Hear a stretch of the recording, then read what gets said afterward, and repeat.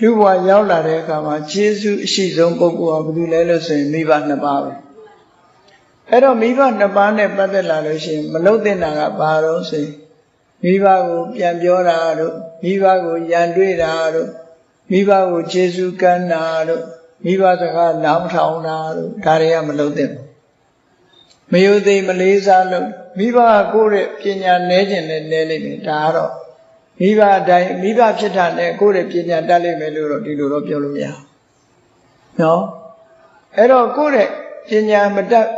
တတ်ဘူးဆိုပြီးတော့မိဘကိုစော်ကားလို့မရဘူးသူကမိဘဘာဖြစ်လို့တော့ဆိုကိုပညာတတ်ထားတာကိုကမိဘကကိုယ့်ကိုလူဖြစ်အောင်မွေးလာလို့ကိုပညာတတ်တာဟုတ်ဒါကြောင့်မို့လို့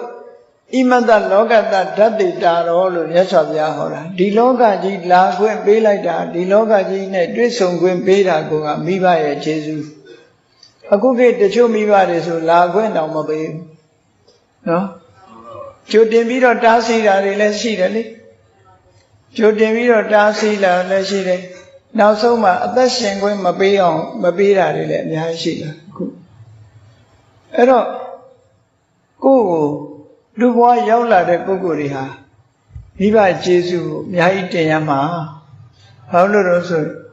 အမေဖေကတို့လာခွင့်ပေးလိုက်လို့တို့လာရတာနှုတ်ဖို့ဆိုရင်လမ်းပိတ်ထားလိုက်ဘာမှတို့ရောက်မှာမဟုတ်ဘူးလာခွင့်မပေးတဲ့မိဘတွေလောကမှာအများကြီးရောက်နေပြီအဲ့တော့အကယ်၍မိဘကသာတို့လာခွင့်မပေးဘူးဆိုရင်ဟောတယ်လို့ဘုရားတရားကိုလည်းသိခွင့်ရမှာမဟုတ်ဘူး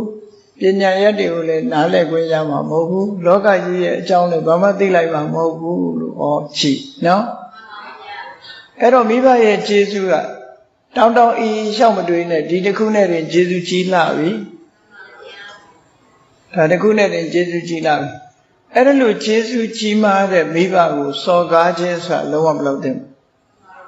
မြတ်စွာဘုရားကိုယ်တိုင်ကလည်းပဲမိဘဆိုမစော်ကားရဘူးဒါမလုပ်သင့်တာအဲ့ဒါလို့ပညာရှိပြီဆိုရင်သိလာတဲ့အခါလုပ်သင့်တာကြတော့ဘာတော့ဆိုလို့ရှိရင်မိဘကိုတတ်နိုင်တဲ့ဘက်ကနေပြီးတော့ကျေးဇူးတုံ့ဆရမယ်။ကိုမေးမစွာရှိလာတဲ့မိဘတွေကိုပြုစုရမယ်ကျွေးမွေးရမယ်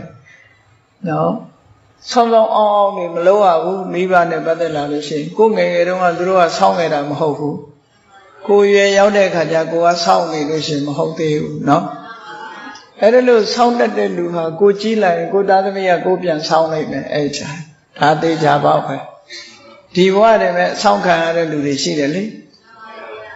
ဘာလို့လို့ဆိုကာလဝိဘက်နောက်ပိုးတက်ဆိုတာချက်ချင်းအကျိုးပေးတတ်တယ်နောက်ဘဝမရောက်ခင်ကိုအကျိုးပေးတယ်မိဘကိုမယုံတဲ့သားသမီးဟာသူ့လည်းသားသမီးရလာမှာရလာလို့ရှိရင်သူ့သားသမီးရလည်းသူ့ကိုမယုံသေးဘူးအဲ့လိုဖြစ်တတ်တယ်အဲ့တော့မိဘကိုပြုစုလုပ်ကြွေးခြင်းဟာလုပ်တဲ့နဲ့မိဘကိုစော်ကားမော်ကားစိတ်ဆင်းအောင်လုပ်ခြင်းဟာမလုပ်သင့်ဘူး